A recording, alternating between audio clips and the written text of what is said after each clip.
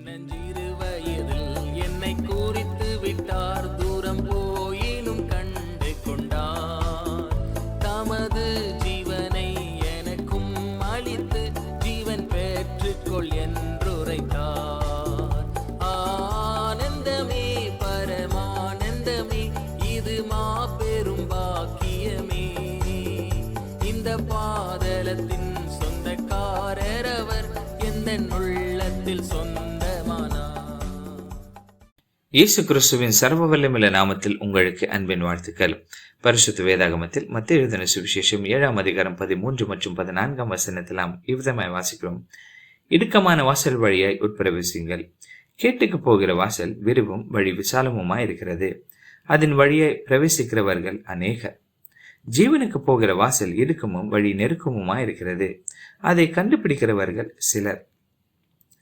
மனிதனுடைய வாழ்க்கை வாசல் வழியாக உட்பிரவேசித்தல் மற்றும் வழியில் நடப்பதற்கு ஒப்பிடப்பட்டிருக்கிறது. வாசல் வழியாக உட்பிரவேசிப்பது என்றால் ஒரு சரியான நிர்ணயம் என்றும், மேலும் வழியில் நடப்பது என்றால் எடுத்த நிர்ணயத்தை முடிப்பதற்கான முழு பிரயாசப்படுவது என்றும் அர்த்தமாம். கர்த்தராகிய இயேசு கிறிஸ்து சொன்னார், இடுக்கமான வாசல் வழியாக உட்பிரவேசியுங்கள். காரணம், அது கஷ்டமானதொன்றாக இருக்கிறது, மேலும் வழி ஜீவனை அடைகிறதா இருக்கிறது, அதை கண்டடைகிறவர்கள் சிலர். பாவத்தின் காரணம் மனிதன் தன்னுடைய சுபாவத்தை விட மனதில்லாதவனாய் இருக்கிறான். மேலும் தன்னை பாவத்திலிருந்து தூரமாக்கும் ஒவ்வொரு தருணங்களை அற்பமாக எண்ணுகிறான். மேலும் அவைகளை காணாதவன் போல் இருக்கிறான். காரணம், பாவம் அவனுக்கு தற்காலிக சந்தோஷத்தை கொடுக்கிறதா இருக்கிறது. இப்படிப்பட்டதான தற்காலிக சந்தோஷத்தை விட்டு விடுவது அவனுக்கு கடினமான காரியமாக இருக்கிறது.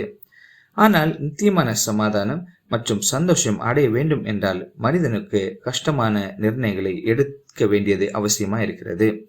மேலும் அதன்படி நடப்பதும் அவசியமா இருக்கிறது.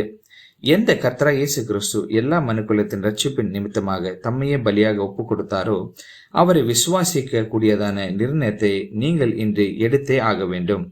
காரணம், யாரெல்லாம் அவர் மேல் விசுவாசம் வைக்கிறார்களோ அவர்கள் பாவ மன்னிப்பு பெறுகிறார்கள், மேலும் ஆண்டவருடைய பிள்ளைகள் என்று அழைக்கப்படுகிறார்கள்.